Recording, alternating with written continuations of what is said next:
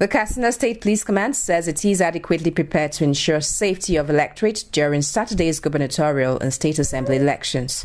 SP Gambo Isa, Police Public Relations Officer, said that the police had identified several local governments as frontline areas and was working with other security agencies to enhance security in the state. Police is the lead agency in elections.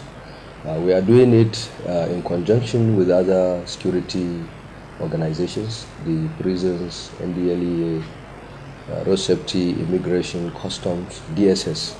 And in fact, because in Katsina State we have about 9 local government areas that have been identified as frontline areas where we are experiencing pockets of armed banditry because of our border with Zamfara State.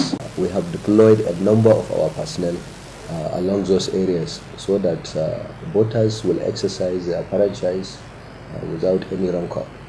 I'm assuring you that we have a large number of deployments. Every polling unit, every rack is adequately taken care of. He warned that those caught perpetrating electoral crimes will be dealt with accordingly.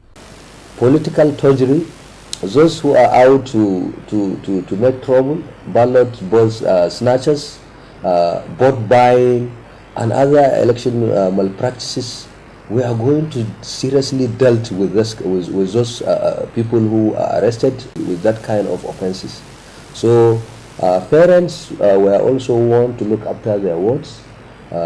Anybody who allows his child to go out and commit electoral offense, the Commissioner of Police stated it clearly there that election offenses are serious offenses, and the suspects are going to be transferred to Abuja, where they are going to be thoroughly investigated.